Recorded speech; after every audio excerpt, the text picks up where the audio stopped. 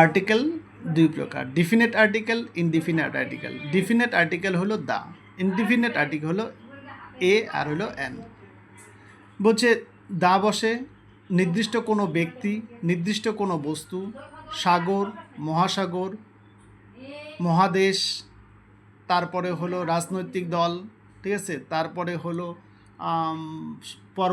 পর্বতমালা, দ্বীপপুঞ্জ, দ্বীপমালা, শৃঙ্গ, বলছে পর্বতশৃঙ্গ, এই সমস্ত কিছুর আগে বলছে দা বসে। আর বলছে হলো এ বসে হলো যদি কোনো ওয়ার্ডের প্রথম লেটারটি কনসোনেন্ট হয় তাহলে তার আগে এ বসে, আর যদি কোনো ওয়ার্ডের প্রথম লেটারটি ভাওয়েল হয় অর্থাৎ এ ই আই ও ইউ হয় তাহলে সেই ক্ষেত্রে অ্যান বসে।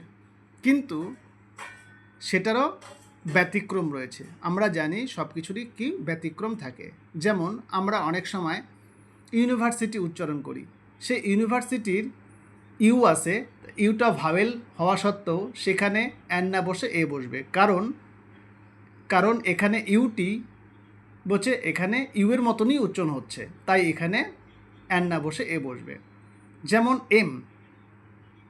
এমএ, এমএলএ, এসডিও, এখানে সংক্ষিপ্ত নামের আগে অর্থাৎ যদি এর উচ্চারণ যদি এমই হয় আর এসের উচ্চারণ যদি এসি হয় তা সেখানে অ্যাকচুয়ালি কনসোনেন্ট হওয়া সত্ত্বেও এখানে অ্যান বসবে।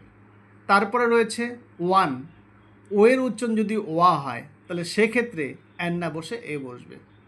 এবং কিছু শব্দ রয়েছে যেমন সেই শব্দগুলোর উচ্চারণ অর্থাৎ সেই উচ্চারণটি একটু অন্য ধরনের। যেমন আমরা যদি বলি আওয়ার, সেই আওয়ারের এইচটা এইচ দিয়ে শুরু, এইচও ইউআর, আওয়ার, সেই আওয়ারে এইচটি এখানে উজ্জ রয়েছে এবং উজ্জ আছে বলে অ্যাকচুয়ালি হওয়া উচিত এ, কিন্তু যেহেতু এইচের উচ্চারণটা উজ্জ রয়েছে তাই এখানে কি বসবে, অ্যান বসবে।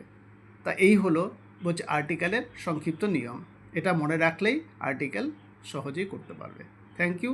যদি আমার ভিডিওটা ভালো লাগে তাহলে সাবস্ক্রাইব করবে এবং লাইক করবে, কমেন্ট করবে। Thank you.